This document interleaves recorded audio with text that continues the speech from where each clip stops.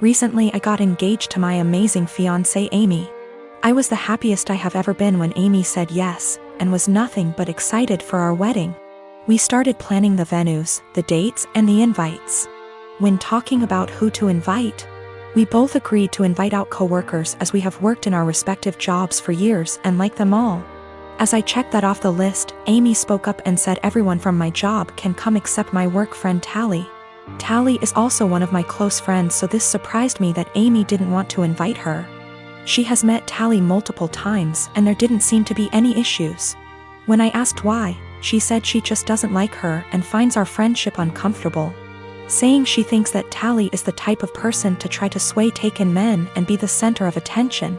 After talking some more to see where she got this idea, it turned out this was based on nothing but Tally's looks, as even Amy admitted that Tally is always very kind to her. But still, Amy is adamant about Tally not going and said that she makes her insecure. Amy is a beautiful woman, so I don't know why she feels this way. I told Amy that if it makes her feel comfortable not having Tally at the wedding, then that is fine. But before invitations go out, I wanted to speak to her privately to let her know to save embarrassment. Amy agreed, and that was really that. We didn't speak on the matter after. A week or so later I went into work and Tally started to ignore me, only really talking if it was work related. I was confused as it isn't just her, our coworkers have started to ignore her and acting strange to me. So I contacted her BF, only for him to be sarcastic on the phone. I asked what the problem was when he asked if I actually didn't know what happened. He then filled me in. Turned out a few days earlier Amy came to my work on my day off with invitations. I had no idea she even made them yet. And handed everyone an invite in front of Tally, then saying to Tally, "You aren't invited, women like you aren't welcome," which has sparked everyone suggesting she is my other woman. Since then she has been harassed by some guys at work and shunned by the women. She is now looking for another job. This pissed me off and I apologized profusely as I didn't know. When I got home that night, I confronted Amy about this. She denied it at first, but then told me she did it, but it is now not an issue because she's quitting her job. I flipped on her, saying how she clearly didn't trust me to say and that she crossed a line doing all this behind my back. She didn't see the problem and got upset, asking me why I'm so mad, me responding, "If we are really going to get married, get your insecurities in check and grow up."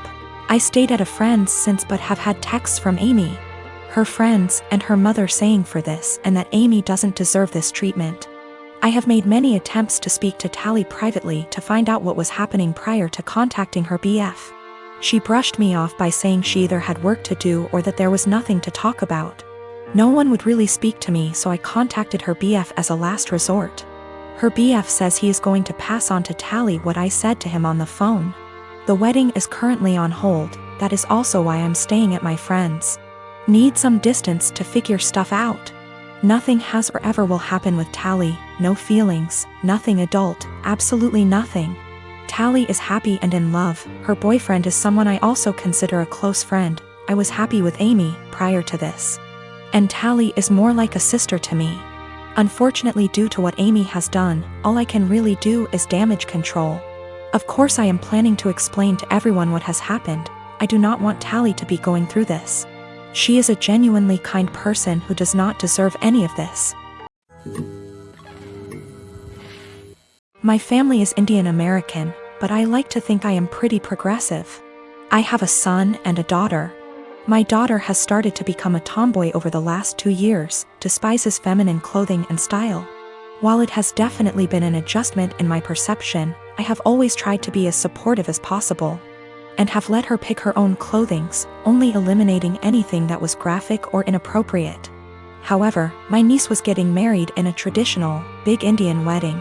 While generally all the girls would be wearing formal lehengas, Indian traditional dresses, I dropped it after asking my daughter if she wanted to wear that, and she said no.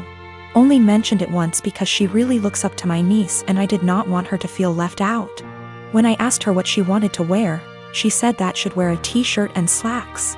But I insisted that she wear a formal clothing of her choice, whether it was a suit, a dress, or traditional Indian clothing. This was black tie event.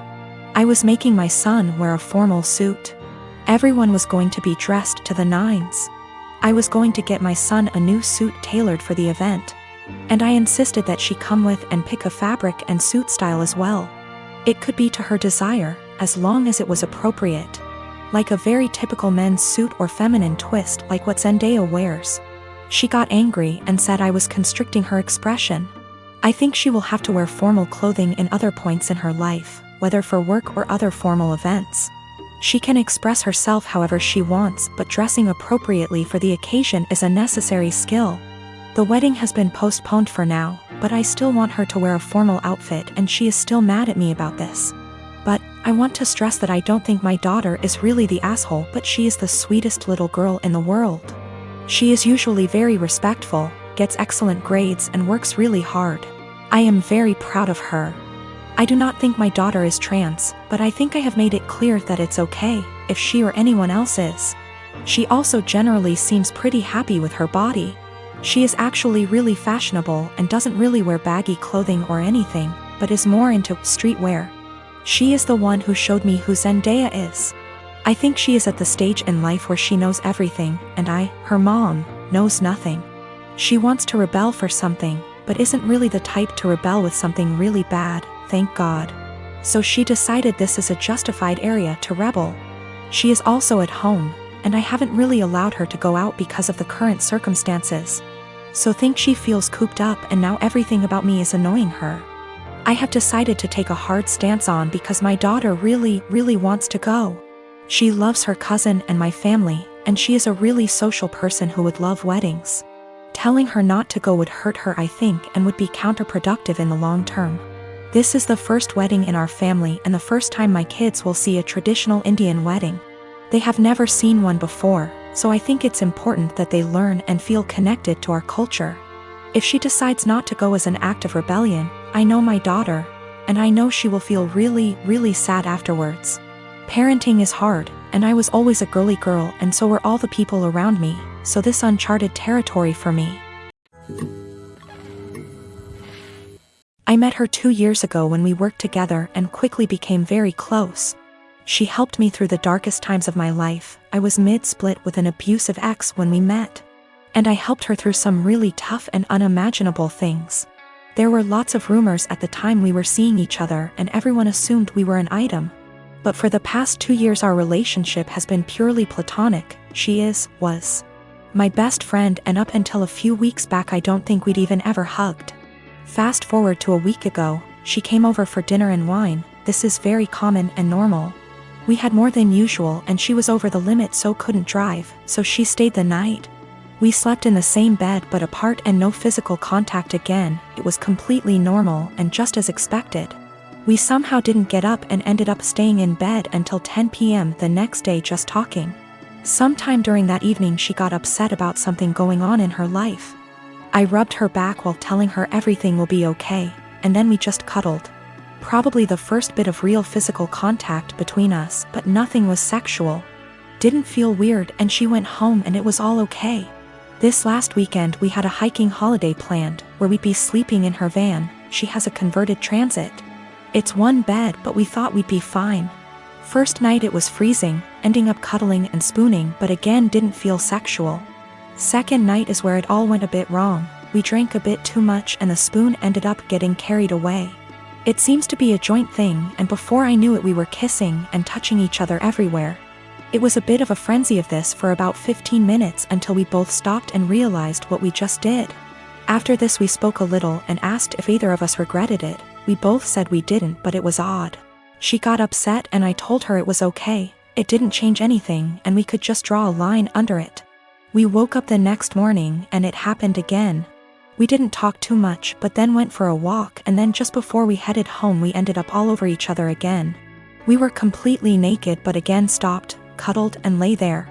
We both agreed it was a what happens in X, stays in X type event.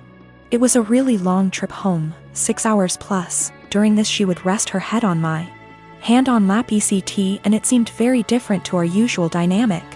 When we stopped at services for breaks we seemed to walk arm in arm. We kept kissing on and off but it seemed strangely normal. We arrived back at her home. She lives with her dad at the moment, but just before I left she kissed me again and thanked me for a wonderful weekend. The following day she came over to get some stuff I took home with me. we end up just cuddling, kissing, feeling and so on again, but she has dinner with a friend and we stop it there. She goes on her way. This should feel really weird and strange, but it felt completely normal and we both discussed it that it was so odd it felt normal. Yesterday she turned up unannounced at my place, which is not a normal thing, with coffee and donuts. We end up talking, cuddling, kissing again, and then we end up talking about what this is, the big problem. Neither of us were sure. She got panicky and burst out in tears and left. She said she was really scared and her words were, "I think I will end up pushing you away and hurting you and I don't want to do that to you." I told her I would come and see her later and talk. I drove to her house, but her ex was there, another slight issue. They broke up 6 years ago, stayed close friends. He is a lovely bloke, but in his head he is certain they will get married and have children. She's had the conversation with him, but he seems to shut it off. If he found out she was seeing anyone he would get extremely angry. But there's so much family history intertwined between the both, it's really complicated. For that reason she has avoided seeing anyone in the past 6 years. The reason he turned up is she hadn't responded to him since the night we kissed. I went home when I saw his car and just said she could come to mine to chat later. She turned up, sad and very emotional. She explained she ran off because she is terrified of losing our friendship. I said let's just cut the romance out, draw a line under it and be friends again, but she seemed to not speak much when I said this. I asked if her ex was the issue. She said it was nothing to do with us but a whole other issue. But that was not impacting what was going on between us. We sat quietly, hugged, and I tried to reassure it would be okay, and I wasn't going to start hating her for whatever reason. And I am completely fine with just being platonic friends again. We both agree and say whatever happens we stay friends and nobody gets hurt, but we will pull back from the more physical side. I woke up this morning really panicky. I have no idea where we are, where we stand, and absolutely terrified of losing our friendship. I don't know what to do or say. I felt sick to my stomach and can't eat at the thought of this. She is coming around later to collect some of her clothes she left last night, and I am thinking I need a plan of what to say / do. I cannot lose my best friend. She is absolutely everything to me, but I am worried we crossed a line and there's only one eventual outcome which won't be good. 6 years ago my son Matthew had a daughter with his now ex-wife Josie. I have always thought of Josie as my own daughter, so when they divorced 7 years ago due to my son cheating, I was conflicted and disappointed. Josie wasn't particularly close with any of her family, so my husband and I naturally took them in. Josie was an angel. She had insisted that we didn't have to lift a finger more than before we had taken them in, and though she was hurt, she kept civil around Matthew. My husband and I held a huge hand in raising their daughter Ruth, because Matthew remarried less than a year later and now has a 4-year-old son after disowning Ruth. 2 years ago my husband was diagnosed with lung cancer. It was hard on everyone, especially Ruth. They were extremely close. She told him about her girlfriends and boyfriends before anyone else and has always wanted him to be the one to walk her down the aisle at her wedding. Matt rarely ever visited and didn't answer our calls, often saying that we had other kids, so it wasn't like my husband was dying lonely. Last night Matt stopped by to talk about inheritance. He never mentioned Josie nor Ruth and hinted that he thought he should get more inheritance than his siblings the entire time. My husband and I shared awkward looks until he decided to cut in. He explained that everyone would get a piece, but he'd focus more on Ruth and Bonnie, one of our other grandkids. Matt got angry and said that Ruth was just a bastard and that his son deserved more than her. My husband got furious after that and left the room saying that he wouldn't include Matthew at all. Matt yelled back and turned to me saying that Ruth wasn't worth it because she'd just grow up to be a whore like her mother. I told him that I'd rather have her mother as my daughter than him as my son and insisted that he leave. I'm getting phone calls from Matt's wife and family friends saying that my husband and I overreacted, and he was just angry that we were playing favorites. To clear some things up, Josie did not cheat on Matthew. Josie and Matthew met later in college and Josie was known as a party girl. Before that, Ruth isn't the product of an affair, but we are planning on getting a DNA test because what Matthew said has gotten under Ruth's skin. She was at the house when this occurred and overheard it. When it came to taking in Josie and Ruth, we didn't hesitate because Josie is not from here. She and Matt lived in another country until he moved them here a few months before he got caught cheating, and they had nowhere else to go as Josie was a stay-at-home mom. I had no intentions of choosing Josie over Matt, then and now, and I never discouraged Matt from visiting. I tried to make it very clear that we weren't picking and choosing when we took Josie in. We just wanted her and our granddaughter to be safe and have a good home.